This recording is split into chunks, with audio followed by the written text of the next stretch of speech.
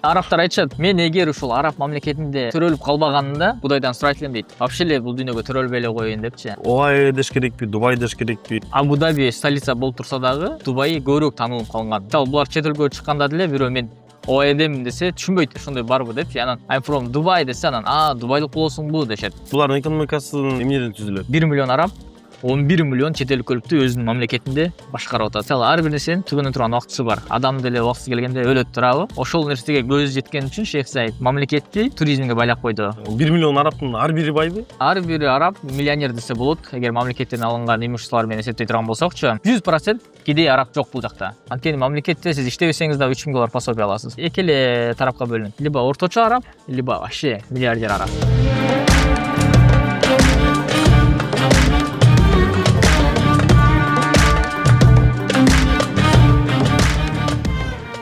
Саламатсыздар, биз урматтуу катталуучуларыбыз, биздин жаңы чыгарылышыбызга кош келиңиздер. Өзүңөр көргөн атмосфера бир аз өзгөчө. Дубай шейх менен чогуу тургандай эле эсептешиңер мүмкүн, бирок бүгүнкү коногубуз кыргыз эле байкебиз. Дастан Курманбек уулу деген. Бул жакта 7 жыл окуп, жашап, мындай айтканда арабтар менен чоңоюп, бул жактан почти араб болуп калган байкебиз. Мындай жамандагандан эмес, просто араб болуп калган байкебиз. Саламатсыздарбы? Менин атым Дастан. Жана ошондой эле кош келипсиз Дубайга дагы бир жолу. Кийимин көрүп эле мындай өзгөчөлүктөр менен биринчи сурайын деп аткам. Могул сиздин кийген камисиңиз, сүрөт кийимиңиз башкача айырмаланат экен да. Саудиялыктардан, Иорданиялыктардан айырмасы эмнеде? Биз мисалы казак, кыргыз, узбек дегенде элечи баардыгыбызда эле чапан, калпак бар мисалы турабы, анча топу кийет. Ошол сыяктуу эле булардын именно эмираттыктар, арабтар мондай мисалы өзгөчөлүктөрү бар. Катарлыктар мисалы жакасы бар кандора кийишет, кувейттиктер тоже башкача, только узун. Саудия мисалы шымы бар алардынчы. Булардын улут аралык айырмасын ушул кийим аркылуу билсе болот. Ким кайсыл жактык араб экенин. Сиздики ошондо могул жип, бул ушул Бул меники именно эмираттык. бардык Эмираттар мисалы Дубай, Абу Даби, Ажман, Шаржа деген сыяктуу UAE, точнее араб бириккен эмираттын кийими болуп эсептелинет. Көбүнчө ушул жактан адашат экен да. Оай деш керекпи, Дубай деш керекпи, кандай айырмачылыгы бар деп мындай ошол жакта бир түшүндүрүп айтып берсеңиз. Мисалы мындай да, Дубай, Мухаммед Муррошид Дубайды как мамлекет сыяктуу дүйнөгө таанытып койду. Анткени Дубай шаарына эң чоң болгон инвестициялар тартылган жана ошондой эле дүйнөдөгү жок нерселер бул жака ачылган себептүү Абу Даби столица болуп турса дагы Дубай көбүрөөк таанылып калган. Дубай мамлекети. Мисалы булар чет элге чыкканда деле бирөө мен ОАЭдемин десе түшүнбөйт. Кайсыл мамлекет ошондой барбы депчи. Анан I'm from Dubai десе анан Дубайлык болосуңбу дешет. Мындан тышкары канча эме бар? Эмираттар бар. Мындан сырткары дагы 7 эмират бар. Мисалы бардыгы бирип келип булар 7 эмират мисалы. Абу Даби, Дубай, Шаржа, Умул Кувейн, Рас эль Хайма, Фуджейра, Шаржа мисалы ушул 7 эмират биригип бир араб мамлекетин түзгөн. Бириккен араб эмиратын. Эмне үчүн бириккен? Мисалы үчүн бул ошондо мен салыштырма алганда Казакстан, Өзбекстан, Кыргызстан биригип алгандай элеби же? Ошол сыяктуу десек болот. Мисалы мындай биз жалпак тил менен айтканда Дубайстан болгон, Абу Дабистан болгон, же болбосо Шаржастан болуп туруп, булар башка мамлекет болгон. Даже өздөрүнүн отдельный паспорттары болгон мурдачы. Кийин мисалы Шейх Заид келип туруп, булардын алгачкы арабтар кимдики? Бул Абу Дабинин президенти жана ошондой эле арабтардын атасы деп коет бириккен араб эмиратындачы. Ошол киши келип, ошонун сунушу менен ушул азыркы эмираттар биригип калган. Буга чейин араб эмираты бул жок мамлекет болчу. Мындай айтканда күч жок болчу. Аябай кедей, кыйналып, оорулар көп болгон жашаган. Мисалы качан күчтүү болуп эсептелип калды араб эмираты? Анткени Иттихад деп коет, арабтар полный бириккенден кийин гана бул мамлекет түзүлдү. Ошондо мисалы үчүн могул бириккенге чейин булар кадимкидей эле мындай кедей, жана биз видеолор көрүп калабызбы, пустыня болчу, эчтеке жок болчу дегендей. Ооба, бул араб эмираты бириккенчендик бул жакта кедейчилик болгон, азыркындай мисалы жашоо жок болгон, даже мечтать этишкен эмес. Азыркы Дубайдын мисалы өмүр баяны бул 20 жыл эле. Мындай айтканда 20 жылдын ичинде аябай азыркы деңгээлге чейин өнүгүп кетти. Бирок мисалы үчүн Кыргызстанды, Казакстанды бириктирүү үчүн аябай мындай көп күч кетет го деп эсептейм да. Булар кантип эле мындай макул болуп калышты, же абал ушуга тарттыбы, же балким бир мындай общий враг деп коет го, ошол враг болдубу же? Эми общий враг деле эмес. Мисалы бул жак Британия көп жылдар бою мисалы колониялык режим сыяктуу жүргөн, бирок ал мындай айтканда биз мисалы Кыргызстан мисалы Россиянын алдында биригип жашабадыкпы, ошол сыяктуу мисалы бир согуш ачылып жолубуздун үстүнөн кыйноо болгон эмес. Булар бир гана мисалы ар делила деп коет. Бул жер бул Кудайдыкы. Значит, жакшы жашаш үчүн, ийгиликке жетиш үчүн ынтымак. Булардын ынтымагы эң биринчи себеп. Биз Кыргызстан азыр мурдагы арабтардын состояниясындай болуп, муктаждыгыбыз жок. Ошондуктан бирикпейбиз, урсагыбыз ток. Эгер биз бириксек, мисалы бүт түрки мамлекеттер же болбосо кошуна мамлекеттерчи, биз может быть дүйнөдөгү эң күчтүү мамлекеттердин катарына кирип калабыз. Бирок андай мүмкүнчүлүк бизде жок. Анткени ар ким өзүн ойлойт. Өзбекстан деле пока кошула турган ой жок. Кыргызстанда андай деги эле ниет жок. Же бир ошону кошо турган деле мисалы Шейх Заидка окшогон биздин Орто Азиядагы лидерибиз жок азырынча. Буларда жана мунай пайда болуп калып, мунай аркылуу аябай байып кетпедиби? Булар ошондо бириккенге чейин байып кеттиби же бириккенден кийин байып кетип атабы? Булар бириккенге чейин башталган нефти алыпчы. Бирок нефть дегенде Эмираттын баарында эле нефть жок. Мисалы Абу Даби, Дубайда, Шаржада гана мисалы нефттин көп түрү бар. Калган 4 Эмиратта ал жок болуп атпайбы? Бирок ага карабастан башка эмираттар кошулуп бирдиктүү түрдө. Эми ал нефтти деле алдырып коюш оңой эле да. Мисалы башка мамлекет келип басып алышы деле мүмкүн. Басып албаш үчүн эмне кылыш керек? Аскерин чоңойтуш керек, өлкөнү күчтөндүрүш керек. Шейх Заид именно ошол стратегический маселелерде өтө катуу ой жүгүрткөн күчтүү киши болгон. Мисалы ал каза болгондо бул жакта Эмират боюнча бардык адамдар ыйлаган. Даже если бул жактын граждане Америкада жүргөн болсо, именно ошонун азасы деп коет, жаназасычы, ошолдуктан учуп, срочный вылеттер менен келишкен. Эмнеге? Сиз мисалы сизге президент жашооңузду жакшы кылып берсе, эч нерсеге муктаж болбосоңуз, курсаңыз ток, айлыгыңыз 10-15 миң доллар болсо, сиз деле жакшы көрөсүз да. Сиз деле учуп келесиз, сиз деле сыйлайсыз. Ошол сый аркылуу булар президентин жакшы көрүшөт. Бул шейхтин айтып атпайбы, стратегиялык жагынан аябай ой жүгүртүүсү кенен болчу депчи, көп нерсени билип көрүп койду депчи. Ошонун мисал катары айтып берсеңиз, стратегия пошагово. Эгер мисалы Шейх Заид болбогондо, Абу Даби бул өзүнчө мамлекет. Кичинекей эле мындай айтканда эле Чүй область барго. Чүй өзүнчө, нарын өзүнчө болуп ушинтип жашап калмак. Ал эми кичинекей мамлекетти башкалар басып алышы деле оңой. Кичинекей мамлекет чет жакка чыгыш үчүн деле анын доступу жок болот көбүнчөчү. Именно Шейх Заид келип, ал ошол башка эмираттар менен келгиле, давай чогулалы, бирдиктүү бололу. Жана биздин Манас атабыздын деле осуяты барго, мисалы бир жакадан баш, бир жеңден кол чыгаралы дегендечи. Ошол нерсени ишке аткара алган киши болгон, ишке түшүргөн киши болгондуктан, мисалы азыркы учурда Эмират мамлекети болуп түзүлдү. Ошондо болду, бириктирген үчүн эле муну аябай серейт. Бул бир эле бириктирилген эмес. Шейх Заид мисалы көрөгөч болгон. Ал мисалы эң алгачкы бул жака телевизорду алып келген киши, эң алгачкы машиналарды алып келген киши чет өлкөдөнчү. Эмнеге алып келип атат ошонун баардыгынчы элге көрсөтүпчү? Анткени арабтарды өстүрүш керек. Мындай айтканда, ментально ар бир араб билимдүү, адептүү, образованный, күчтүү баардык жактанчы, саясаттан дагы, маркетинг, бизнес тараптардан өстүргөн элде. Мындай айтканда, менде мисал айталы, мисалы менде $1 миллион бар. Мен өзүмдүн айылымды өстүрүш үчүн эмне кылышым керек? Мен аларды чет жакка жөнөтүшүм керек, окуттуруш керек, билим алдырыш керек. Бирок кайра алар кайтып келип, именно ушул жерде инвестиция тартуу үчүн, ушул мамлекетти өнүктүрүү үчүн. Мисалы мен сизге бардым да турабы? Мисалы мен сизге Гарвардта окудуңуз, $150 миң, $200 миң мисалы жылына төлөп берсем, 4 жыл бою сиз почти $500 миң акча кетиресиз. Именно ошол алган билимди бизде кыргыздар калып кетип атпайбы чет өлкөдө окуп турупчу. Шейх Заидтин программасы бул ошол адамдар кайра келип мамлекетте иштеп өнүксүн деген. То есть мен сага окуганга акча таап берем, бирок сен келип кайра иштегенге сенин эмең бар, милдеттүүсүң. Милдеттүү. Даже милдеттүү болбогон убакта дагы арабтардын өзүнүн патриотисттик мындай сезимдери бар. Келип ар дайым мамлекетке кызмат кылыш керек. Биздикинен күчтүүрөк. Эми биздикине караганда булар ментально бизден кыйла эле күчтүүрөк. Анткени бизде көрүп атпайсызбы, мисалы 7 миллион болсо, 7 миллиондун болбоду дегенде эле 2 миллион чет мамлекетте окуп, иштеп, зарплата эгер айлык көбүрөөк берсе, ал жакта калып атат турабы? Булар жок. Булар келип мамлекетке пайдасын тийгизиш керек. Ар бир система бул жака келгенден бери көрдүңүз турабы? Аэропорттон келгенде көзүңүздү ачтыңыз. Ал басмадил айн деп коет. Мындай айтканда, сиз мамлекетке кирип, кайсыл жерде жүрөсүз, кайсыл жака барып атасыз, баардыгы сизде контроль болуп турат. Булардын саны аз болгон үчүн өтө күчтүү иштеген именно иммиграционный тараптардан дагычы. Мыйзамды бузуш почти нереально. Бул жакта өзү эме деп санын айтып калсыз, өзү канча сан жашайт ушул? Бул жакта жалпы Эмиратта 12 миллионго жакын адам жашайт. 12 миллиондун 1 миллиону араб. Мындай айтканда местный локал арабтар. Эми элестетиңиз, 1 миллион араб, 11 миллион чет эл көлүктү өзүнүн мамлекетинде башкарып атат. Эми бул невозможно башкарышчы. Бирок кантип башкарат? Анткени системага түшкөн жумуш.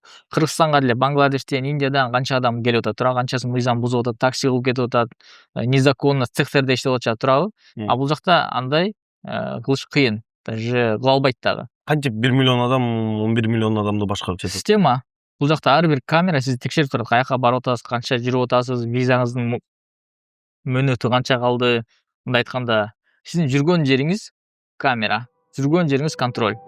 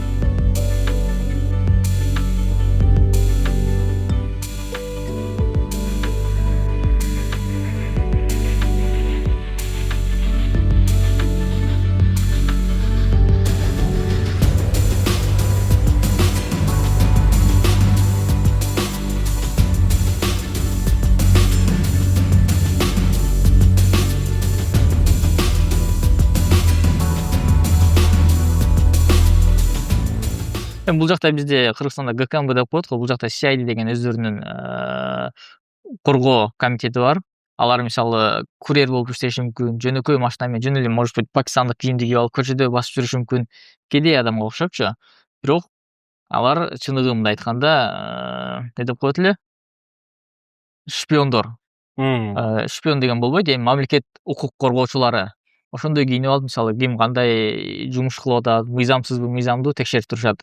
Ошондуктан бул жакта дүйнө жүзү боюнча преступность почти нольго барабар. Ушунчалык көп ГКМнын эмелери, булардын ГКМнын Да, буларда көп. Анан экинчиден коррупция деген тема да жок да булардачы. Сиз айлыгыңыз мисалы 15 000 доллар, мындай айтканда 1,5 миллионго жакын акча алсаңыз, сиз бирөөдөн барып $100, $200 алганга кызыга белеңиз? Жок. Жок, кызыкпайсыз. Ошондуктан булар мекенге мисалы бир бизнесмен жаман иш кылды дагы акча менен кутулуп коеюн десе, кутула албайт. Анткени анын баары жетиштүү. Эмнеге ал ошол бизнесмен үчүн мамлекетти бузуш керек? Мамлекеттин мыйзамын. И тем более патриот болуп туруп. Ага мамлекет үй берип атса, жер берип атса, акча берип атса, баардыгын берип атса, ал мындай адамгерчилик менен караганда деле антип буза албайт да. Өзү сиз мыйзам коргоолорду айтып атпайсызбы? Мыйзам коргоонун уркулуу, мисалы үчүн миллион араб болсо, өзү бул жактачы локал деп атпайсызбы? Ошолордун баардыгы только ошолор деле алабы ГКМга же негизи эле башка чет Бул жерде мамлекеттик кызматтарга, милиция же болбосо ГКМБ сыяктуу жумуштарга только локалдар иштей алат. Сиз эмиратский паспорт менен гана жумушка кире аласыз. И сиз гана, алар айтпайт деле мен могул жакта иштейм деп так айтпайт. Жөн эле бир может быть частный компанияда иштейм деп коюшу мүмкүн. Бирок ГКМБда иштеши мүмкүн. Ошондуктан мисалы мен деле тааныштарым бар. Бир аз анча-мынчалары мен билем, мисалы алар чындап эле ал жакта иштейт экенчи. Бирок башка элдер менен таанышып калганда ал айтпайт. Ал мындай айтканда частный бир компанияда иштейм деп коет, болду. То есть не определяется ал жакта. Биздегидей болуп корочка көрсөтүп, мен могул жактан келдим, я оттуда деген Конечно жок буларда. Жок буларда. Бирок негизинен 1 миллион болсо да ошончо жетеби бул адам 1 миллион? Жетет, анткени көпчүлүгү автоматизировать этилбайбы. Мисалы бул жактагы метро деле мисалы искусственный интеллект менен башкарылып атат акыркы убактардачы. Анткени ал дүйнөдөгү биринчи автопилоттук метро, мындай айтканда водители жок жүрөт бул жактачы. Ошондуктан мисалы арабтар мындай айтканда араб мамлекетине келип мыйзам бузам десе, миллиардер болобу, миллионер болобу мисалычы. ага жол берилбейт. Өзү менин угушум боюнча бул арабтар төрөлгөндөн баштап эле мындай көп привилегия менен төрөлөт бул жакта эмираттык арабтар локал. Эми арабтар айтышат, мен эгер ушул араб мамлекетинде төрөлүп калбаганымда мен Кудайдан сурайт элем дейт. Вообще эле бул дүйнөгө төрөлбөй эле коеюн депчи. Эми элестетиңиз. Даже мисалы Америкада же болбосо Монакода да төрөлгүлөрү келбейт. Сиз төрөлгөндө шотуңузга $50,000 түшөт. Сиз окуйсуз, бекер окуйсуз, медицина бекер, операция, көзүңүз бардык жериңизге бесплатно. Жана ошондой эле бүткөндөн кийин университет бекер окуйсуз. Армияга барасыз, армиядан да сиз айлык аласыз. Жөн эле армияга барбайсыз, ал жактан айлык берет. Сиз үйлөнүп атканда ага кошумча акча берет. Мисалы, примерно бул жакта бир араб үйлөнүш үчүн $300,000 жакын акча керек болот. Бул минимально. И дальше көбөйүп кете берет. Негизинен мына бир статистика барбы? Ушул мамлекет бир арабка, локалга канча каражат кетирет өмүр бою? Эми өмүр бою эсептей турган болсок, $1 миллион арага уже выложенный. $1 миллион бир адамга. Ошондо бир адамга. $1 миллион $1 миллионго көбөйтсөк, 100 миллион, ой, канча болуп кетет бул? Миллиардтан деле ашып кетиши мүмкүн. Анткени непредвиденный расходдор бар да буларда. Ооруп калат, башка болот, ошондо баарына полностью жаап кете берет. Мамлекет төлөйт бардыгын. Эгер ушунча акча көп болсо, значит экономикасы жакшы. Экономикасы жакшы. Мисалы, Кыргызстандын ВВПсы, кечээ журналист чыгып алып айтып атпайбы? Жаңы депутаттарга суроо берип элечи. ВВП на душу населения канча Кыргызстанда деп элечи. Эми аны деген бардыгы сразу жооп бере албайт. Аны окуш керек, ал экономика теориясы да. Мисалы, Кыргызстанда примерно $2,000 $2,5 миңге чейин боло турган болсо, араб мамлекетинде ал $60,000 чейин. Мен билем, $50,000 точно жогору. Бул бир адамга. Бул дүйнө жүзүнчө эң жогорку көрсөткүч. Номер биринчи десек болот. Только Норвегия бар, мисалы, күчтүү мамлекеттерден Монако болушу мүмкүн, конкуренттер болду. Өзү негизинен булардын экономикасын эмнеден түзүлөт? Основасы булардын экономикасы жемчужинадан башталган, мындай айтканда. Ал жактан башталып, уландысы нефть болгон. Мисалы, баррелдер менен сатылып, нефтини вышкалар көп, өзүңөр деле көрсөңөр керек, басып жүрүп, айланып машинаны каратып, анча турат, мисалы, бийик болупчу. Нефть менен башталган. Нефтин, мисалы, ар бир нерсенин түгөнө турган убактысы бар. Адам деле убактысы келгенде өлөт турабы? Ошол нерсеге көзү жеткен үчүн Шейх Заид мамлекетти туризмге байлап койду. Мисалы, туризмден экономика түшөт. Кыргызстанда деле, мисалы, биз Кыргызстанга мисалы бир 20 миллион турист келип турса айыначы, биз кыргыздар деле болуп кетебиз. Мындай айтканда, биз деле Кыргызстанда жашабай калышыбыз мүмкүн. Жарым жыл чет өлкөдө, жарым жыл Кыргызстанда, мамлекетте таза иштеп, только болгон күч аракетти Кыргызстанга бөлүп. Анткени мисалы, сиз турист болуп келдиңиз. Сиз болбоду дегенде 5 адамды багып атасыз. Котормочу керек сизге, машина менен жүрөсүз, таксист керек, отелде жатасыз, аны караш керек. Повар мисалы, поварду жумуш менен камсыз кылып атасыз, тамак жейсиз. 5-чи мисалы, разрешение сатып аласыз, ойнойсуз. Элестетиңиз, сиз келгенде уже 5 адамды бул жакта кызмат менен жумуш менен камсыз кылып атасыз. Ошондуктан бул жакта мисалы мессиялар өздөрү жетишпей калган себептүү 11 миллион чет өлкөлүктөр иштейт. Алар кара жумушталар десе болобу? Эми кара жумушта деп айтканга болбойт. Ар бир жумуш ардактуу дегендейчи, мисалы, бирөө официант болуп иштейт, бирөө менеджер болуп иштейт, бирөө мугалим болуп иштейт. Ушул сыяктуу көбүнчө жумуштар ушу туризмге байланыштуу. Бирок туризм ошол экономиканын көбүнчөсүн түзбөйт го дейм. Туризм, нефть, дагы эмнелер? Буларда моундай бар, мисалы, жанагы акционный компаниялар деп коет го. Лондондо мисалы булардын жерлери бар, именно мамлекеттикичи. Бизде деле мисалы Кумторду Канада сатып алып койбоду беле? Ал мисалы канча жылга чейин Канаданын мүлкү болуп эсептелине турабы? Ошол сыяктуу эле Эмираттын мисалы Индияда, Пакистанда жерлери бар. Кудай сактасын, эгер бир кокустук болуп кете турган болсо, Эмират эч качан ач калбайт. Анткени 100 миң деген гектарларды булар сатып алып койгон мамлекет. Башка мамлекеттен. Ооба да. Мисалы, бул жакта сиз күрүчтү жеп атпайсызбы, турабы, тамактачы? Ал каяктан келет? Индиядан же Пакистандан келет. Ал жак мамлекеттер жабылып калса, сиз каяктан аласыз? Ач калбаш үчүн алар ошол жактан өстүрүп келип, күрүчтү өздөрү сатып алышат. Жалпысынан канча жер сатып алды? Эми жалпысынан бул мамлекеттик сыр болуп эсептелинет бул жакта. Биз билет ошондой айтыңыз. Боюнча мисалы Индияда, Пакистандан, мисалы Лондондон мисалы канчалган паркинг жерлерди арендага алып коюп 100 жылгачы, ошентип мамлекет өзүнүн бюджетин толуктай берет чет жактан. Мисалы дүйнөдөгү эң күчтүү авиакомпания болуп Emirates болуп эсептелинет, турабы? Жанагы 2 этаждуу самолеттерди көргөнсүз да. Именно ошол Дубайда мисалы Эмират мамлекетиники. Ал жылына 110 миллиондон ашык адам ташыйт. Эми ар бир адамдан деле эсептесеңиз, сиз мисалы $100 калса деле канча акча калат? оңой акча эмес да. Мындай айтканда Кыргызстандын карызын может быть 1 айда булар кутулушу мүмкүн да. Бир самолет компаниясы. Бир авиакомпания менен Кыргызстандын карызы кутулуп койсо болот. Ошондо авиакомпания, мунай, Эми арабтар мындай да, туризм, дүйнө жүзү боюнча бардык нерсени биринчи номер болуусу келет. диверсификация жакшы экен бул жакта, мисалы үчүн. Ооба. Булар мунайдан көз каранды эмес. Мунайдан көз каранды эмес. Эми азыр мисалы мунай может быть бардык экономиканын 2 же 4% түзүшү мүмкүн. 2 же 4? 2 же 4 андан ашык эмес. Эгер адашпасам максимум жети болушу мүмкүн, бирок 2 же 4 деп окуганмын былтыркы жылычы. Анча-мынча маалымат алып турабыз да бул жактан. Ошого көп процентин түзбөйт. Туризм, авиакомпания, отелдер мисалы дүйнө жүзү боюнча. Булардын мисалы Жумейра деген отелдер бар. Дүйнө жүзү боюнча барсаңыз, мисалы Жумейра деген отелдерде 5 жылдыздуу эң жакшы отелдер. Сиз Саудовск Аравияга барсаңыз деле, может, эс алышыңыз мүмкүн. Ал отель бул жактыкы, мамлекеттики, частный компаниясы мамлекеттики. Сиз Лондонго барып, мисалы 5 жылдыздуу Редисондерде, мисалы башка отелдерди жазсаңыз, Hilton. Ал отель Лондондо болгону менен булардын мамлекеттин отелдери.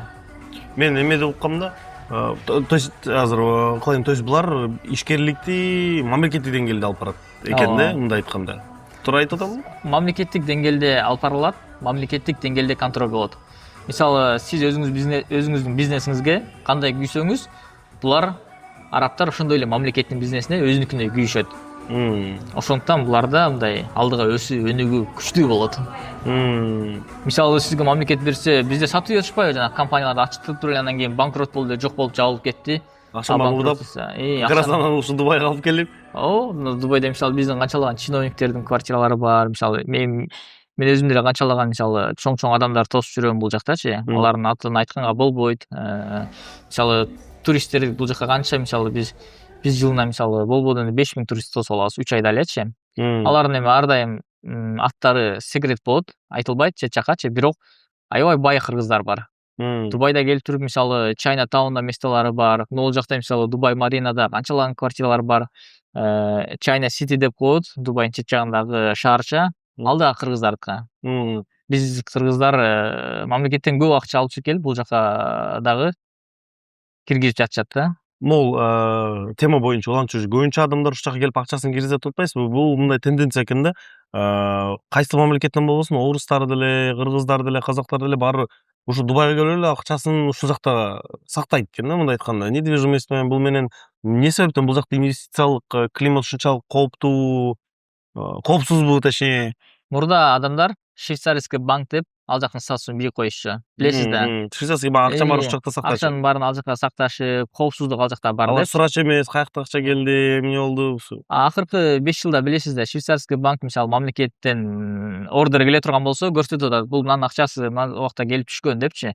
А сиз Дубайда акчаны алып келип туруп инвестиция кылып ийесиз. Үйлөрдү алып коесуз, домдорду салып коесуз, виллаларды, жерлерди мисалычы.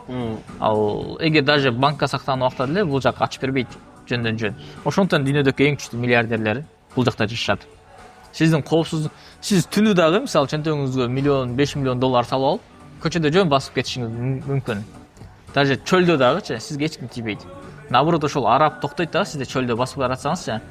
Акчаңызды көрсө дагы, досум баары жакшыбы, кыйналбадыңбы, жеткизип коеюнбу, суу, эмне деп тамак ашын берип сизгечи. Потому что буларда акчага болгон кызык жок бирөөнүн акчасына. Бирөөнүн акчасы бирөөгө жукпайт деген мындай ой жүгүртүү бар да. Алып келип сизди жеткизип коет. Мисалы башка Европа мамлекеттеринде же болбосо башка деле мисалы көп мамлекеттерде мындай коопсуздук жок.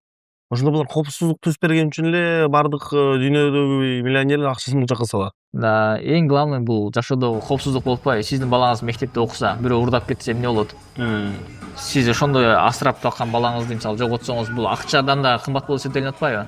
А сиз Дубайга алып келесиз да балаңызды таштап койсоңуз, ал жоголуп кетсе дагы сизге полиция таап келет. Ой, сиздин балаңыз мына жакта жоголуп кетиптир. Караңыз жакшылап депчи. Бала бакыт мисалычы. Ошо акчадан да кымбат нерселер бул жакта. Даже семьяларын алып келишет.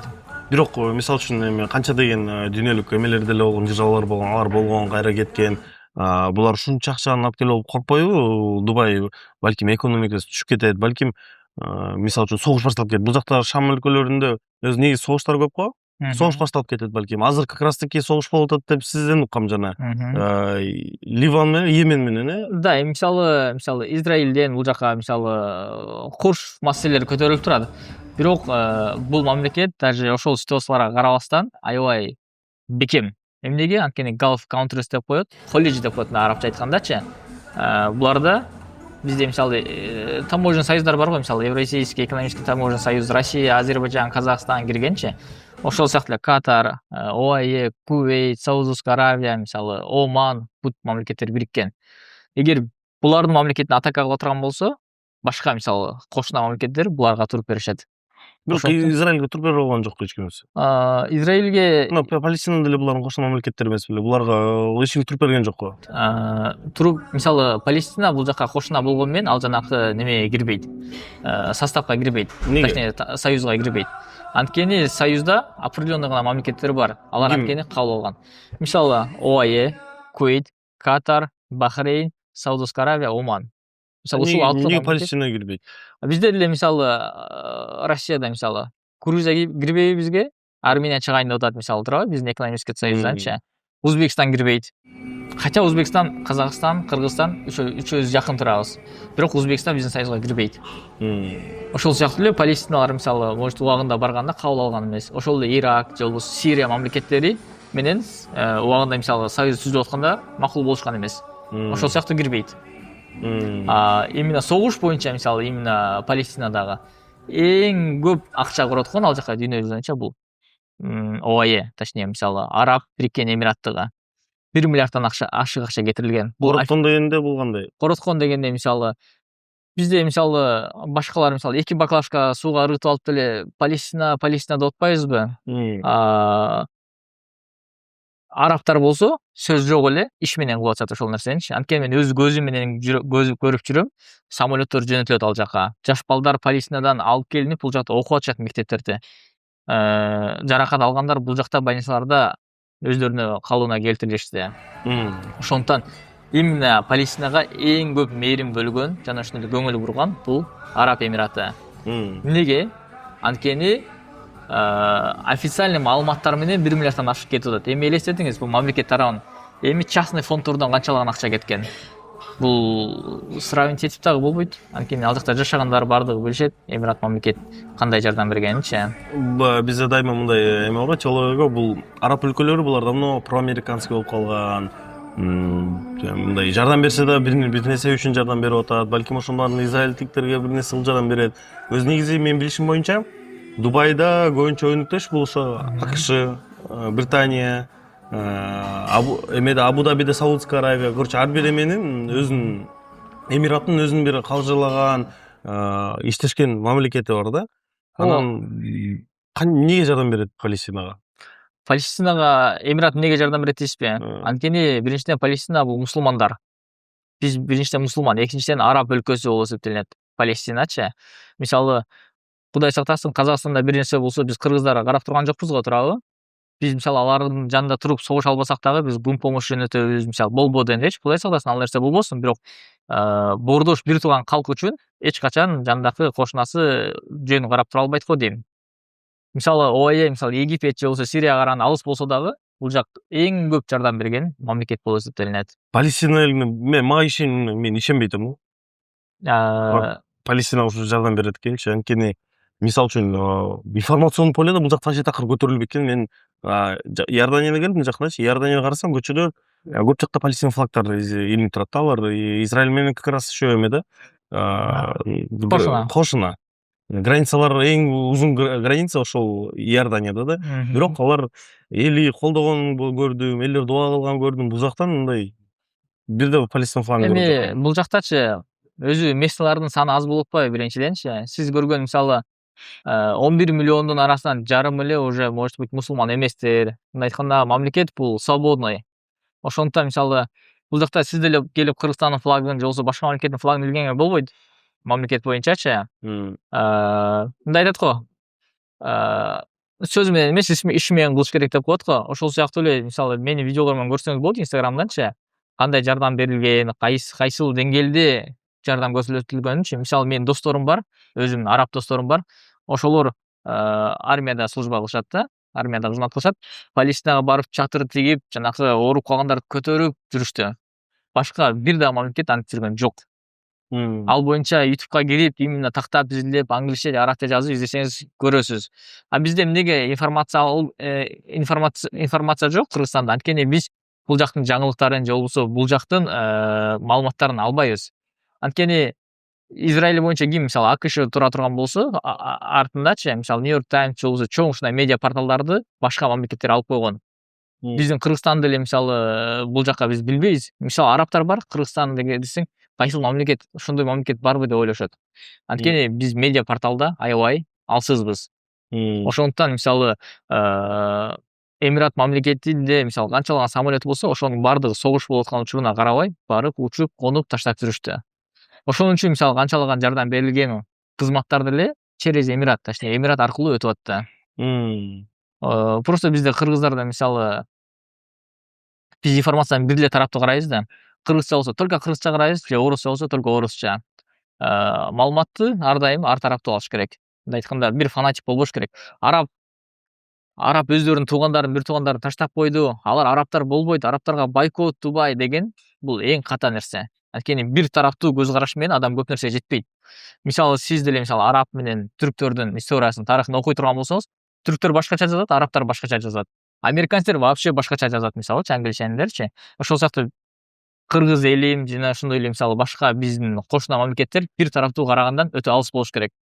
Биз факт жана ошондой эле так маалыматтарга гана ишениш керек. Мисалы үчүн дагы бир тема бар сүйлөшкөнгөчү, ислам дини боюнчачы иорданиялыктар мага аябай такыба көрүндү. Динге жакын. Мен бул жакта арабтардын мечитте көп чогулганын деле байкаган жокмун. Бул жерде биз негизи эле мечиттер деле аз экен. Башка туристический жайларга салыштырмалуучу. Анан өзү негизи эле бар го арабтар жөнүндө айтып коет го, бул арабтар давно бузулган, наркомандар көбүнчө эле ошондой сөздөр угуп калдым да. Эми беш кол тең эмес. Жаманы деле бар, жакшысы деле бар бул жердечи. Эми арабтар мечиттерде эмнеге көрбөйсүздөр? Анткени 99% туристтер келип, даже арабтарды көрбөй кетет. Анткени Дубайда арабтар өздөрү почти жүрбөйт. Анткени алардын үйлөрү чет жактарда. Мисалы, мен сизге айтып атпаймынбы, сизге 2 саатта келдим депчи. Менте башка Эмираттан келдим. Алар көбүнчө виллаларда жашашат, өздөрүнүн райондору мечиттерге барышат. А могул жака келген, сиз көргөн аппак кийинген арабтар, булар местный болбошу мүмкүн.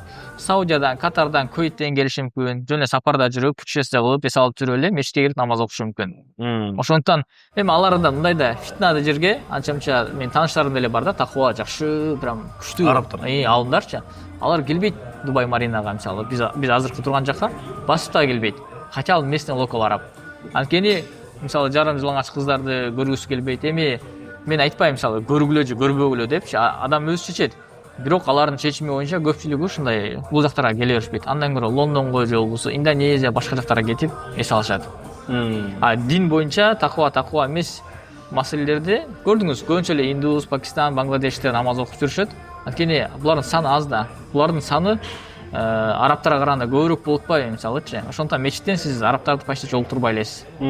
А Иордания болсо, ал жакта 99% өздөрүнүн жери. Сиз Кыргызстанга барсаңыз 90% кыргызды көрөсүзбү? Ошол сыяктуу да. А сиз Дубайга келсеңиз 90% туристтерди көрөсүз, 10 эле процент местный араб көрүшүңүз мүмкүн.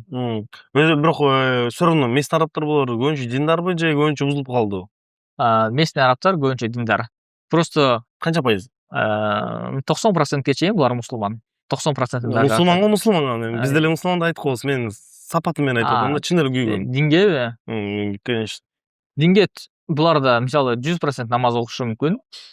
Бирок адамдын такыбачылыгы эместигин биз эч качан биле албайбыз. То есть намаз окуп деле жаман иш кылып койсо мүмкүн эмеспи? Анткени бир гана жүрөктөгү эмне жакшылык, жамандык бар экенин бир гана Кудай билет. Мисалы, мен деле намаз окуп туруп, барып ката сүйлөп коюшум мүмкүн, же ката ойлорду айтып коюшум мүмкүн, же мисалы жаман иш кылып коюшу мүмкүн. Мен билбейм да эч качанчы. Биз ар дайым жакшы нерсе кылганга аракет кылабыз. Бирок иногда, мисалы, кокустук болуп, мисалы, вечеринкалар чыгып атат турабы, анча-мынча арабтар яхталарда вечеринка кылды, орус кыздар, украин кыздар сорукталып калып кетиптир депчи. Ал жерде деле так маалымат жок. Именно кайсыл жактык араб десе эле биз именно ООН элестете беришет көпчүлүгүчү, анткени бай мамлекет болгон үчүн. 21 жакын араб мамлекети бар. Саны 300 миллионго жакын. Бир саудиялык араб жаман иш кылып койсо, ал бардык арабтар жаман деген сөз эмес. Ошондуктан бир тараптуу чечим кабыл албаш керек. Сиз келиңиз, мен сизди араптардын үйүнө алып барайын, жашап көрүңүз, эртең менен кандай, багымдатка кандай ойготулат, үйүндө постоянно 24 саат бою Куран угулуп турат. Азыр мисалы бизди ылдый жакта досубуз күтүп турат, мисалычы, ошонун үйүндө 24 саат бою Куран токтобойт. Постоянно угулат. Бирок беш кол тең эмес деп атпайсызбы? Жаман примерлерди деле айтып бербейсизби? Эми жаман пример дегенде беш кол тең эмес, мисалы наркота колдонгон адамдар бар, мисалычы. Жаман мисалы мусулман адам үчүн айта турган болсок, бул башка эки тема да. Мисалы биз азыр светский көз караш менен сүйлөп атабыз да. Эгер биз исламский көз караш менен карасак, дискотекага барса, арак ичсе, жаман жүрсө, кыздар менен жүрсө, бул уже жаман адам болуп эсептелинет. А эгер светский жол менен карай турган болсок, биз ал арак ичеби, тамеки чегеби, кыздар менен жүрөбү, зордуктайбы, бул ал өзүнүн иши. Ал кылган жаман ишине мамлекеттик деңгээлде өзү жооп берет. А именно как таква мусулман катары араптарды мен баалайм. Анткени мен мисалы канчалык жашап, булар менен канча жамандык, жакшылыкта көрүшпөйүн, булар ар дайым мындай айтып коет, аля рокси деп коет булардын сөзүндөчү. Мен сени башыма көтөрөм дейт. Сиз мисалы мага конок болуп келдиңизби? Сиздин ар бир кылган нерсеңизге мен жооп берем. Ошондуктан мен сизге үйрөтүп, көрсөтүп, түшүндүрүп берем. Сиз мындай жаман жактарын айтып берет десе, кайра эле мактап коесуз го? Эми жаман жактарын мындай да жаман жактарын көргөн адам бар да, анан көрбөй койгон адам бар да, мисалычы. Эми жаман жактарын мен араптардан көргөн деле жокмун. Просто угам. Жанагы башканыңызды айтып бериңиз да, биз барабыз. Вечеринкаларга чыгышат дейт, охотага чыгышат, мисалы балык тутушат океандын ортосунанчы. Барып алып, может быть, кыздарды алып келиши мүмкүн. Мындай айтканда идеальный адам жок да. Жанагы зордукту алып, жанагы ачык сөз менен айтканда ооздоруна мисалы сийип, же болбосо жанагы жаман заттарды ооздоруна салып кой деп атышпайбы? Ошол сыяктуу. Мокторун айтып. Эми грубо айтканда ошондой болуп калат. Ошол нерселерди кылган адамдар бар деп атышат. Бирок факт жок. А факт бар, мисалы кыздар көчөдө калып кеткен, может ичип деле мас болуп калып кетиши мүмкүн. Араптар деле может салып барып кызды, мисалы. Бирок бул жакта зордуктоо деген түшүнүк жок. Кандай гана жаман кыз болбосун, кандай гана жакшы кыз болбосун, только уруксатын алат. Анын уруксатын алып туруп, ичип баш ийбей койсо, может ташталып калган. Мен туура түшүнүп атам, биз уже проститут темасына кирип кеттик. Да, мындай айтканда сиз жаман жактарын айтып атпайсызбы? Проституция мен үчүн бул жаман нерсе болуп эсептелинет. Сөзсүз түрдө биз үчүн деле жаман нерсе болуп эсептелинет. Бирок либералдуу көз караш менен караган адамдарга проституция бул нормально. Адамдар айтат, проституцияны легалдаштырыш керек дейт, туурабы? Бул мамлекеттин өзүнүн чечими, мисалы 120 депутат болсо, ошол келип алып мамлекеттин чечимин кабыл алат. Буну мыйзамдаштырыш керекпи, мыйзамдаштырбаш керекпи депчи. А бул жерде мыйзамдаштырылганбы? Бул жакта жок. Бул жакта мисалы кандай десе болот? Подруга таанышып, мисалы таанышып, билишип калып туруп, анан кийин ошол кыздын уруксатын алып, анан мисалы клубтарга же болбосо чөлгө же деңизге алып кетиши мүмкүн. Алып кетет. Алып кетип, эми ал жактан каалаган жумушун жасашы мүмкүн. Акчасын берет анын? Акчасын обязательно берет. Булардачы, мисалы, буларда мындай даже жаман иш кылса дагы, бирөөнүн акысын алып кетпейли дейт да. Ошондой түшүнүк бар. Күнөө иш кылып атса дагы, мен бунун мындай эртең кыйматка барып, дагы мисалы жаман иш кылганга жооп берип, еще дагы берки акчасын бербей койгонго күнөөлүү болуп калбасын деп, ар дайым ыраазы берет. Ошол кыздар акчасы менен калып кетип атпайбы көчөдөчү? Мындай айтканда легализованный проституция болуп калат керек. Жок, легалдуу эмес проституция болуп эсептелинет. Жок, бул проституция легалдуу эмес, бирок могул способ бул легалдашкан эле проституция болуп атпайбы? Бул эми мисалы көчөдөн эле таанышып алып, давай барып келели деген сөз да. Тааныштарым менен. Мен бирок башкача уккам. Кандай деп уккансыз? Бул жакта көбүнчө модельный агентстволор, ушу Кыргызстандан эле, Казакстандан эле, баар жактан ушул өстүрөт, мисс красоталарын барып бул жака алып келет араптарга. Андайлар. Мисалы үчүн араптардын эмелери жөнүндө слухтар деле көп го. Булар азыр чогултуп алып, модель бар, чогултуп закрытый вечеринкалар устраивать этет. Модель кыздардан эле угуп калгам, индустрияларды айткандарын. Ушу араптар ушинтет деген. Эми араптар дегенде араптар көп. Мисалы Дубайга келип алып деле. Дубайга дегенде? Дубай, мисалы Дубай, мисалы биз мисалы СНГ мамлекеттери көбүнчө Москвада жумуш кылабыз, туурабы? Ошол сыяктуу эле Шаркул Авсат деп коет, Ближний Востоктун центри бул Дубай. Сириялык арабпы, Ирактык арабпы, же кайсыл араб болбосун, ушул жака келип алып, бул жакта движение кылат. Анын аты деле араб да. Биз айтпайбыз да, аны мисалы Куэйтикс келген депчи. Келип алып кыздарды алып да, модельный агентстволор бул жакта популярный, типа массажный салонго деп коюшат, же болбосо модельде иштеп келип туруп, жаман жолго баргандар толтура. Бул дүйнө жүзү боюнча практика болуп эле келатат. просто бунун алдын алуу азыркы учурда кыйын. Европа мамлекетинде бул мисалы мыйзамдуу болсо, бизде мыйзамсыз. То же самое Дубайда бул мыйзамсыз. Бирок жашырынма, закондон жашырынып ошол жумуштар аткарылып келип атат. Мисалы якта мен чыгып кетти деңизге. Сиз мындай иженчи суши деле айтып берип атасыз да, бирок мен байкашым боюнча бул жакта дүйнөдө эң бийик проституция бул жакта да. Бул жакта деп айтышат, мисалы көбүнчө айтып коюшат. Риэлторлор мисалы бул жакта айтып коет, биз көбүнчө мисалы Россия же Украинка кыздар менен таанышсак, анан кийин мисалы арабтар айтып беришет да. Каякта иштейсиң деп эле сурашса айтып беришет экен. Мен риэлтормун, точнее агент по недвижимости депчи. Десе эле уже түшүнөт. Бул кыз, значит, сүйлөшсө болот деп коет. Же болбосо бизнес girl деп коет. Акча менен сатып алса боло турган деген сөз да, бул айткандачы. Дурус, бизнес girl деп жакын айтып койтуң. Сиз мисалы барып туруп эле, мисалы көчөдөн делечи, мисалы бир барда отуруп туруп сурашыңыз мүмкүн. Ким болуп иштейсиң десеңиз, real estate же болбосо are you business girl десеңиз, сен бизнес кызсыңбы десеңиз, иә деп жооп берсе, всё. Только баасын гана келиш керек болду. Канчага. Сиз мисалы Кыргызстанда антип айта албайсыз да? Проституция болуп атпайбы? Анда сен Проституция. Проституция же. Нелегальный. Бирок болуп атпайбы? Дүйнөдө эң бийик. Болуп атат. Бирок мыйзамсыз. Бирок болуп атпайбы? Эмнеге мындай? Мисалы үчүн мыйзамсыз деп атасыз. Сөзсүз түрү мыйзамсыз, бирок бул мен көчөдө көрүп атпаймынбы? Бул невооруженный взглядом көрүнүп атпайбы? Сиз айтып атпайсызбы? Мындай эмне келишпей атат? Бул жактын укук коргоо органдары катуу иштейт дедиңиз. Жашын көрүнүп жүрөт дейт. Анан мен көргөн нерсени алар кантип көрбөй койушу эгер ушунча катуу иштесе? Жок, мындай да, сиз караңыз. Маселе сизди алалы да. Сиз экөөбүз барга бардык, туурабы? Анткени мисалы булар билбейт да, чет өлкөлүктөр кандай иштеп атат, иштебейт, же салганы келдиби билбейт. Ал контроль болбойт мисалы. Сиз мисалы кече Иорданиядан учуп келдиңиз, туурабы? Мен Индиядан учуп келдим. Экөөбүз доспуз, таанышпыз. Кафеге барга барып, жөн деле отурушубуз мүмкүн да, сүйлөшүп, туурабы? Анан мисалы башка көргөндөр тааныш деп ойлойт. Ошол сыяктуу эле ал кызды деле сиз мисалы барып туруп таанышып сүйлөшсөңүз, артыңыздан келип кармады, туурабы? Мисалы нелегальный проституция кылып атасыңар деп кармаса, ал может сиздин досуңуз. Кыздар эме деп коет. Бул менин досум деп коет, таанышым деп коет, болду. Ал макул болуп атса, кантип ал мамлекет тыйып бере алат? Эгер сизди зордуктап, кыйнап алып келип, камап алып, ошондой жаман иштерге алып бара турган болсо, ошол проституция болуп эсептелет, нелегальная. Макул, эми эркек проституттар жөнүндө сүйлөшөлү, мошенниктер жөнүндө. Что-то опасный темалар башталды. Мошенниктер жөнүндө мен бул ушум боюнча бул жакта мен алар проститут деп атам, анткени ал адамдар адам болбойт да.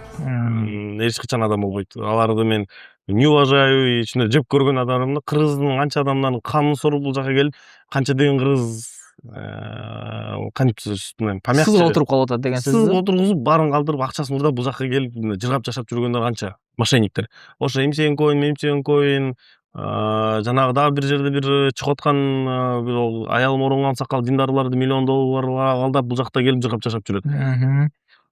Притяжение мошенников. Да, Дубай бул мисалы башка мисалы башка өлкөлөргө ачык болгон себептүү бул жака виза ачып келиш дагы оңой. Мошенниктер мисалы бул жакта жашайт дагы, мошенник деген өзүнүн жашоосун токтото албайт да. Ал значит мамлекеттен куулуп келди, значит бул жерде дагы башка адал тиричилик кылышы кыйын. Значит эмне кылат? Ал дагы башка бирөөнү алдаш керек, дагы башка бирөөнү алдайт. Ушинтип, мындай айтканда акыркы учурда СНГ мамлекеттеринен бул жакта мисалы Дагестанда воздухан деп коет го, воздухан мошенниктер көбөйүп кеткен. Эптеп эле сиздин акчаңызды буну бүтүрүп берем, аны бүтүрүп берем деп алат дагы. Же болбосо өздөрүн бай адам катары көрсөтүп туруп, по факту эч ким эмес. Сизден инвестиция тартачы, бизнес ачабыз дейт дагы, акчаңызды алгандан кийин жок болуп кетет. Ошондуктан бул жакта бизнес кылыш өтө кыйын. Доверие почти жок. Ошон үчүн мамлекет бул жакта көбүнчө доверие болуп берет көп бизнестергечи, инвестициягачы. Сиз Кыргызстанда мисалы бирөө менен жумуш баштасаңыз, мен менен баштасаңыз, сиз мени билесиз. Дастан каяктан, ким менен дос, кайсы жакта жашайт, полный билесиз, туурабы? Сиз бул жака келип туруп бир казак менен же бир орус менен бизнес баштасаңыз, сиз билбейсиз да аны. Тааныбайсыз. Ал сизди эртең сызга отургузуп кете турган болсо, сиз аны таппай каласыз.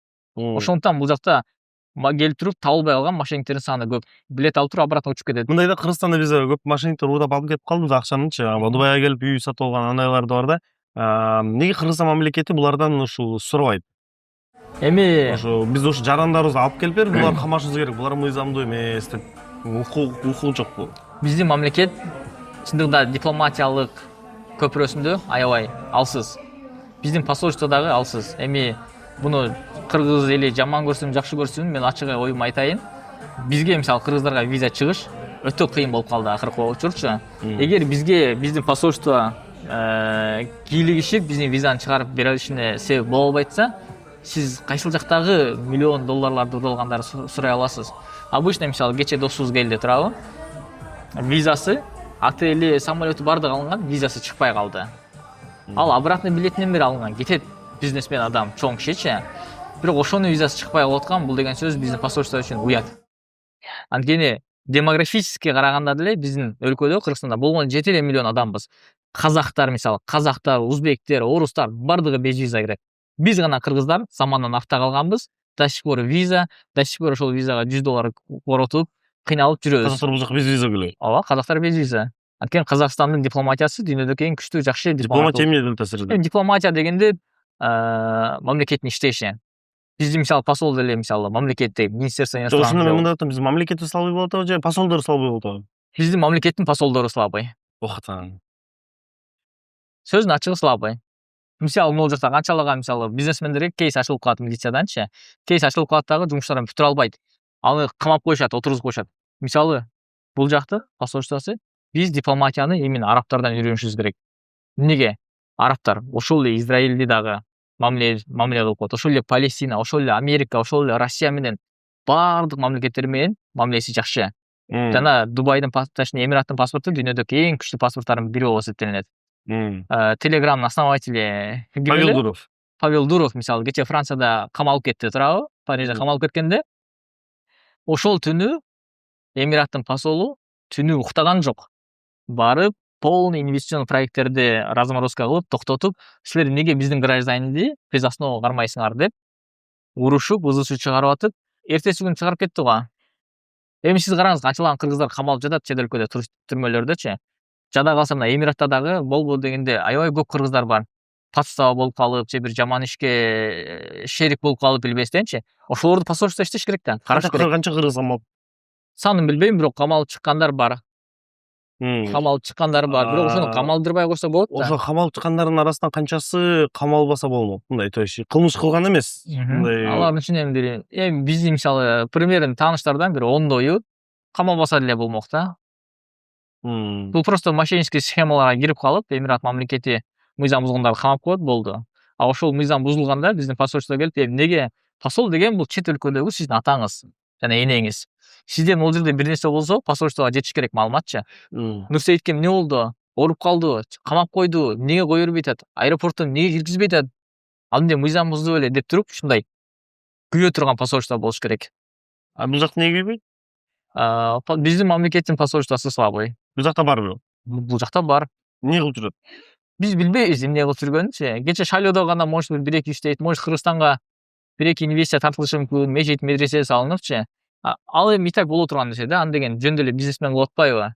А мамлекеттик иштерди бул жакта алып бара турган посолдун күчтүү обязанносттары, мындай айтканда, ключевой обязанносттары аткарылбай атат. Биз Өзбекстандан эмнебиз кем? Биз 7 миллион Кыргызстан Арабстанга кирип кетсек делечи, биз билинбей эле калабыз. Жок болуп кетебиз. Эмнеге? Анткени биздин саныбыз аз. Узбектер, казактар бизден көп туруп, мисалы визасы жок кирет. Эмнеге? Анткени алар посольство иштейт күчтүү. Биз мисалы Кыргызстандын делечи платежеспособный ашып барса 30% мисалы чет жакка чыгып эс алат. Эгер ошол 7 миллион ичинен 2 миллион адам деле мисалы постоянно чет жакка чыга турган болсо, бул посольствонун күчү. Посольство барыш керек. Бул жакта мамлекет менен мамиле түзүш керек. Саныбыз аз, биздин платежеспособность бар, башкаларга окшоп мыйзам бузулбайт, баардыгы жакшы деп, жакшы деңгээлге алып чыккандан кийин булар виза берет. Эмнеге бизге эмираттыктар без виза кирет Кыргызстанга? Анткени биз билебиз, эмираттыктардын саны аз, миллион эле адам. Кыргызстанга кирсе алар жок болуп кетет. Мындай айтканда, месячный бирдай болду дечи, жашап кетишет. Ошондуктан биз Эмираттан коркпойбуз да виза беребиз. А булар бизден коркот. Ойлойт да, анткени мамлекеттик деңгээлдечи. Булар келип алып иштеп кетет, нелегальный иммиграция кылышы мүмкүн деп. Мен айтарым, мамлекеттик кызматта иштегендер өздөрүнүн милдеттерин так туура эл үчүн таза иштеш керек. 5 жыл иштей, 5 жыл жанын берип иштеп кетиш керек.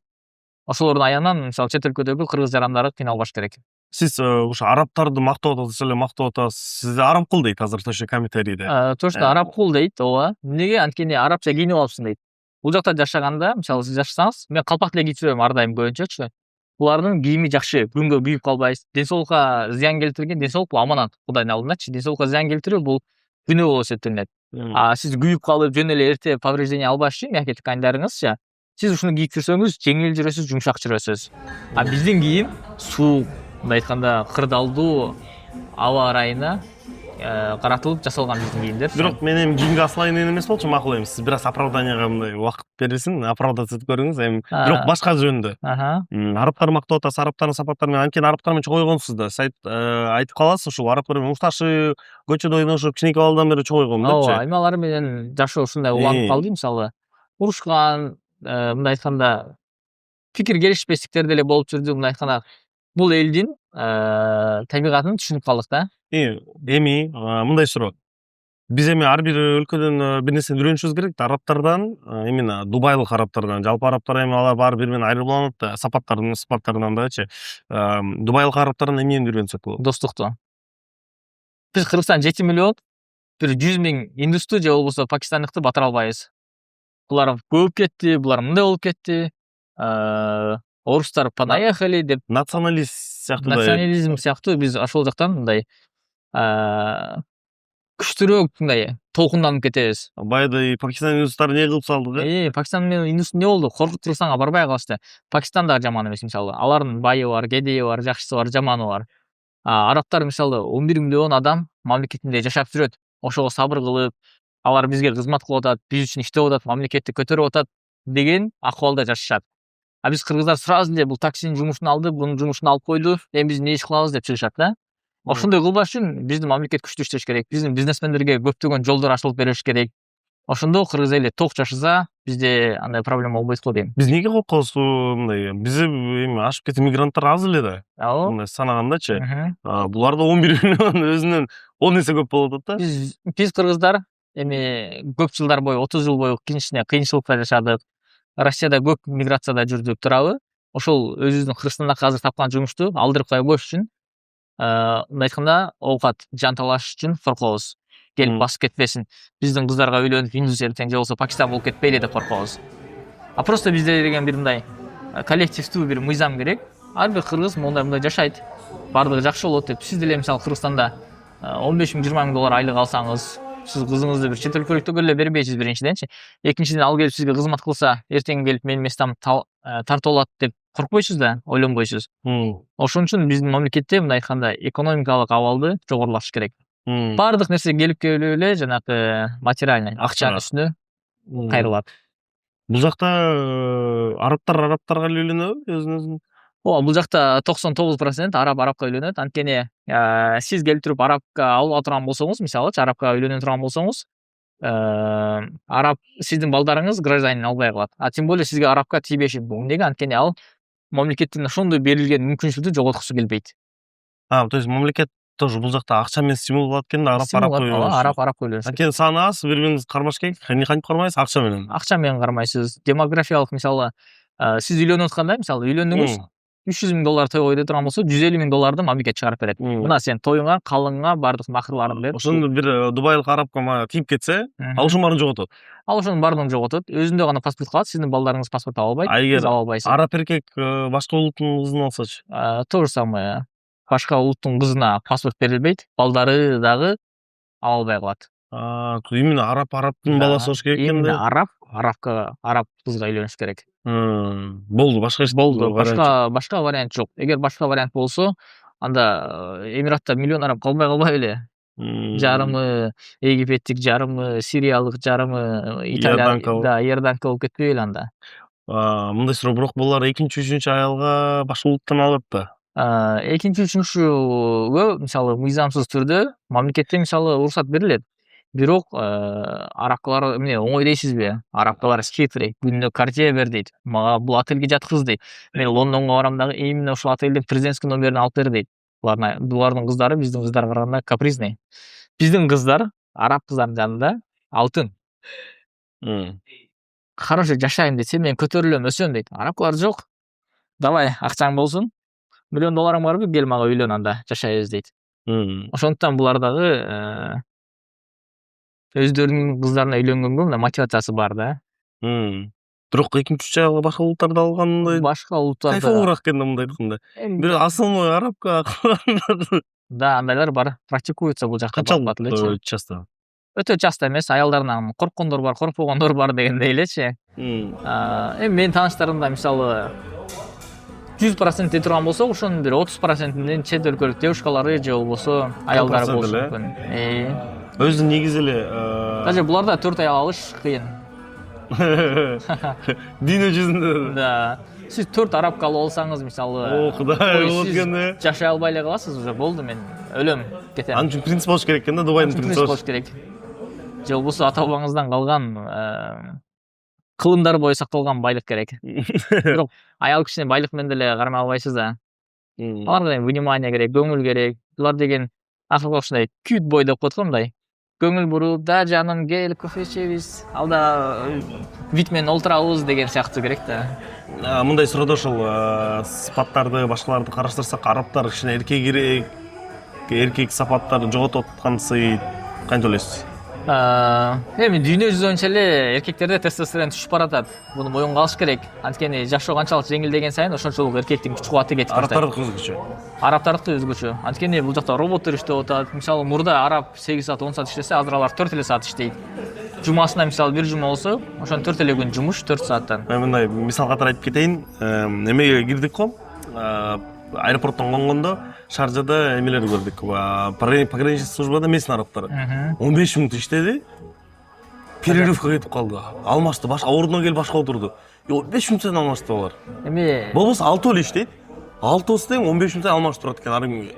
Эми жалпылык да, колдо бардык нерсе бар болуп турса, сизге деле мисалы заменага бир адам боло турган болсо, сиз деле барып эс алып, жаныңызды кыйнабай иштейсиз. Сиз жаныңызды кыйнап иштегениңиз наоборот мамлекетке зыян. Эртең сиз ооруп калсаңыз, акылдан айнып кете турган болсоңуз, мамлекет эле акча төлөйт, мамлекет больницага төлөйт бардык нерсеничи. Андан көрө сиз шашпай, мындай тамеки чегесизби, эс аласызбы, ушинтип иштегениңиз мамлекетке пайдалуураак. Десоолугуңуз чың жүргөн. Ошондон булар шашпайт. Анткени сиз анткени башка деле мисалы смарт-гейттер бар да, сиз обязательно офицерди күтүшүңүз керек эмес. Ал жакта сизди 20дай гейт турат, электронно кирип эле кирип кете бересиз. Даже арабтар иштебей да калышлы го.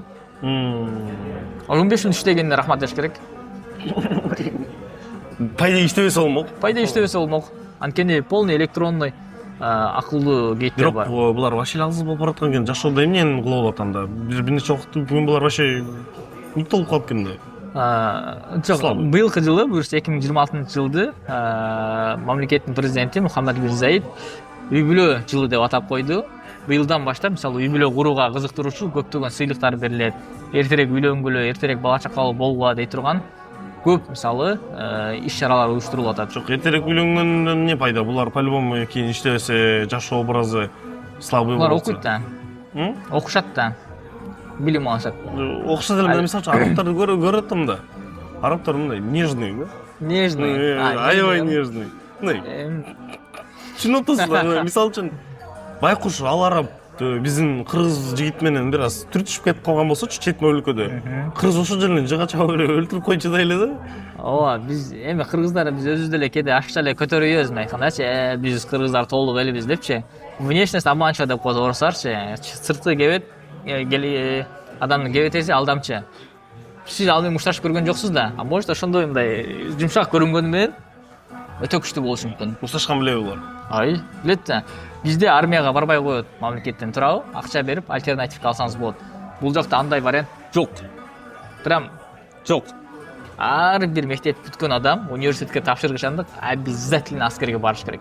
Чачын 0 менен кыркып, эртең менен саат 4-тө тургузуп алып, жүгүртүп, автомат аттырып, эркек кылып чоңойтат. Бирок ошентип чоңойткондон кийин деле мындай жумшак, нажик көрүнүшөт. Бирок неме бар да, деле бөрү карыса да бир койлук алып бар дейт го. Арабтарды анчалык жумшак калып алганда болбойт. Мушташып көрөлү. Мушташып көрсөңүз, азыр астында бирөө бар. Аны камеранын сыртына тартабыз, бирокчу. Вдруг жеңилип калып, андан кийин бирок сиз урушуп коюшуңуз мүмкүн. эмне кылып койсуң? уруп коюшуңуз мүмкүн. Тестостерон бар да. Мисал үчүн мыйзам жагынан уруп койсом эмне болот арап? Уруп койсоңуз Бир камаласыз. группа суроолорду берейин да. Уруп койсоңуз камаласыз. А дальше уже сот чечими чыгарат. Эмне максатта урдуң, кантип урдуң, каерине урдуң. Эгер опасный жактарына уруп койсоңуз, сиз канча арап пайда болушуна Зыян келтирип келтирдиң. коюп атпайсызбы? Эгер андай болуп турган болсо, мындай более катуураак жаракат алды деп туруп сизди камап коюшу мүмкүн. Же акча төлөп, как положено чыгасыз. Бул жерде мында бирөөнү уруп койсоң жөн отурасың. Мисалы үчүн Японияда бири-бирин урса аябай көп өмүр бою пожизненно төлөп, ошо бири-бирине бетине түкүрүшөт го. Сизди мисалы 15 адам келип уруп атат турабы? Сизде бычак бар, бычакты чыгара турган болсоңуз, стиляхыл байт деп коет. Мындай айтканда, эмне деп коет эле? Эми курч денеге бат зыян келтирүүчү каражат катары эсептелинет да, бул зат катарычы. Алып чыга турган болсоңуз, шо, сизди минимум 6 айга кетирет. Бул жакта дубинка же бычак ушундай менен Бул самозащита эмеспи бирок? Самозащита болбойт. Анткени защита сизди мамлекет кылат. Сиздин урушушуңуз деле бул жакта почти невозможно. Эмнеге урушасыз? Ошондон мамлекет максимально адамдар бири-бирине нааразы болуш жолдорун токтотуп койгон. Мигранттарда иштөө үчүн бул жакта кандай шарттар бар? Мисалы үчүн мен бул жакка келип иштегим келип атат. Өзү иштеш керекпи бул жерде? Мисалы үчүн Орусияга эле барып иштей бербей, бул жакта иштеген надо, не надо? Бул жакта иштегендер бат көтөрүлөт, бат өсөт. Анткени мамлекет мисалы нацизм жок. Сен чуркасың же болбосо сен мындай карасың, кара кыргызсың деген сөз жок. Вообще эле башка улут болсо делечи. Бул жакта наоборот орустарды жеп көрсөң болот экенде. Бул жакта да, бул жакта орустар 3-чү сорт болуп эсептелинет көбүнчө. Мисалы 1-чи сорт арабтар өздөрү, 2-чи сорт европейский или там американский внешность, а орустар более кийинки слойдун катарына киришет. Бизчи? Биз деле мисалы эгер араб тилин билбесеңиз 3-чү сортко эле кирип калабыз. Араб тилин билгендер? Араб тилин билгендер, мисалы сиз араб тилин бул жакта билсеңиз, сизди атасындай көрөт. Сен арабча сүйлөп атасың, ошончо чет өлкөдөн келип алып арабча эркин сүйлөп. Мен мисалы древний арабский сүйлөйм. Мындай айтканда фусха деп коет, литературный. Бул жакта чиновниктер, чоң жумушка барып атканда министрлер араб тилинен тест тапшырышат, сабак тапшырып, ошол сабактан өткөндөр гана анан ошол жумуш орундарына отурушат. Эмнеге? Анткени араб тили бул өтө керектүү тил. Мен мисалы араб тилинде ошондой литератураны сүйлөп атсам, мени көпчүлүк ойлой беришет. Сен посольстводо иштейсиң, же болбосо чоң бир мамлекеттен келдиң го депчи. Жок, мен жөнөкөй гана мисалы Дубайда иштеген, туризм сферасында иштеп, эмгектенип жүргөн гана адаммын. Жөн гана араб тилин билген үчүн мени көп жерде кабыл алып, сүйүнүп, кел өт дейт. Башка 5 иностранец күтүп тура турган болсо, мени айтышат, сен кел давай, очередь жок өт деп. Эмечи, мисалы үчүн бул жакта окуп, бул жакта араб тилин өздөштүргөн кыргыз же болбосо башка бир жаран канчалык деңгээлде мындай мүмкүнчүлүктөрдү алат, пособияларды алат. Мисалы үчүн барго, биз мамлекетте окусаңыз мындай бир шарттар түзүп беребиз, тигиндей түзүп беребиз, окуганга акчаны төлөп бериңер даярбыз дейт. Бул жакта кандай? Кантип мындай айтканда кандай мамиле мамлекетине келип, өзүнүн тилин үйрөнүп, мындай айтканда арабизация болуп атканына? Сиз мисалы бул жака келип бекер окушуңуз мүмкүн университеттечи, бирок эч кандай пособия берилбейт. Анткени пособияны жана ошондой башка финансылык жардамдарды только мамлекеттин жараны алат. Араб болуп белеңиз сиз, араб болуп төрөлгөнгө мындай айтканда, араб болуп төрөлүп калсам деген каалооңуз барбы? Менде жок. Патриот, кыргыз. Туура. Анткени биз кыргыздар эч качан арабча кийинебизби, Америкага барып американец болуп кетебизби, же бир Китайга барып китайча кийинип кетсек деле биз эч качан Китай же башка улут боло албайбыз. Биздин каныбызда кыргыз бар, ар дайым кыргыз бойдон калыш керек. Мамлекетибизге мисалы бул жакта канча иштейбиз билбейбиз, бирок сөзсүз түрдө мамлекетке барып буйруса, чет өлкөдөн алган тажрыйбаларды өлкөгө гана кызмат кылабыз деген ниет бар. Бирок бул жерде мындай пособие ошондой эмелер жок. Жок. Только жашайсыз, акча алып келесиз, акча иштейсиз, болду. Чисто деловой отношение мындай айтканда. Өзү мигранттар ким болуп иштейт бул жакта көбүнчө? Мигранттар көбүнчө кызматтары мындай телөө тармагында иштешет. Официант болот, повар, такси. Сам профессиональный, популярный. Анан мисалы европейцтер же канадисттер бул жакта университеттерде иштешет, мугалим болуп, англис тилин үйрөтүшүп, инженерияда иштешет мисалычы. Бул жакта мисалы көптөгөн салынат. Жамгыр жаса мисалы бул жакта искусственный жамгыр жаалат. Жанагы истребительдер менен чыгып барып, булуттарды чогултуп, туз мененчи, анан жамгыр жаадырып, ушул тармактарда билимдүү чет өлкөлүктөр иштейт. И айлыктары 40-50 миң долларга чейин. Сиз кандай жумушка кирсеңиз болот? Ошо араб тилин билгениңиз үчүн, бул жакта өскөнүңүз үчүн? Эми мен бул жакта мамлекеттик жумушка кире албайм, биринчиденчи. Эми может посольствого мисалы кандайдыр бир жаңы должность болсо киришим мүмкүн. А так мен бул жакта чисто бизнес же болбосо частный компанияларда гана иштей алам. Араб мамлекеттик жумушта араб гана иштей алат бул жакта. Мамлекеттик деген эми чоң должносттордочу. А мен мисалы араб тили билген үчүн просто может бир чоң аябай бай арабтын компаниясында бир башкаруу тармактарында иштешим мүмкүн да. Мен мисалы кесибим боюнча юристмин. Ошол тармактарды карап, чет өлкө менен болгон мамилелерин чечип беришим мүмкүн. Ошого мисалы мага может 5 миң, 10 миң доллар айлык бериши мүмкүн. Орточо эсеп мененчи. Жакшы көрсөтсөңүз андан деле көп бере берет. Арабтардын баары эле өтө чириген байбы? 1 миллион арабтын ар бири байбы? Да, ар бир араб миллионер десе болот. Эгер мамлекеттен алынган имуществолор менен эсептей турган болсокчу, 99%, 100% кедей араб жок бул жакта. Вообще мындай. Вообще кедей араб жок. Кыйналган араб жок. Кыйналган араб жок. Анткени мамлекетте сиз иштебесеңиз да 3 миң доллар пособие аласыз. Иштесеңиз сиз дагы көбүрөөк айлык алып атасыз. Буларда орточо эки эле тарапка бөлүнөт. Либо орточо араб, либо вообще миллиардер араб. Орточо араб канча пайыз? Орточо араб дегенде, орточо араб может быть 50% болушу мүмкүн, а 50% жалаң миллионер. 50% прям вообще миллионерлер. Ооба. Канчалык мисалы үчүн? Эми миллион дегенде 100 миллиондон ары айтсак деле болот да. Сиз бул жака бизнес ачканы келсеңиз, может сизге шерик болуп араб келет. Араб просто сизге шерик болуп, жолдору, мыйзамдарды түшүндүрүш үчүн сага мисалы компанияңыздан кандайдыр бир акция же процент бөлүп бериши мүмкүн. А мисалы сизге окшогон анын 3-4 компанияга шерик боло турган болсо, ал уже айына акча таап атпайбы? Иштебей эле. Ошондуктан ал байып кете берет. Компания канчалык өссө ошончолук байып кете берет. То есть араб по-любому байыйт экен да? Араб ар дайым байыйт. И чет өлкөлүк дагы байыйт, просто мыйзам чегинде гана. Бирок мисалы үчүн мамлекет кааласа булардын акчасын алып кое алабы? Мыйзамсыз түрдө алып кое албайт. Эми булар деле международный сотторго баш ийет, эл аралык мисалы башка эмне деп коет эле организациялар менен иштешет. Мисалы үчүн бизде кустуризация болуп атат да. Буларда кустуризация дегендей болду беле? Жок, бул жакта бирөөнүн акчасына аманатка кыянат жок. Эгер сиз мамлекетти алдайм дей турган болсоңуз, өтө чоң адашасыз. Мамлекет сизге 1 сомдун тыйынын дагы алдатпайт. Эгер алдайм деп туруп башкача жаман иштер кыла турган болсоңуз, мамлекет сизди алып камап конфискация кылып таштайт. Ошондуктан бул жакта таза, халал, туура, таза иштеш керек. Бул жакта алкоголь, адал алкоголь деген нерселер барбы? Эми 0% менен дин өзүнчө эле сатып атат. Бул жакта алкоголь сатылбайт. Только отелдерде же болбосо барларда гана сатылат.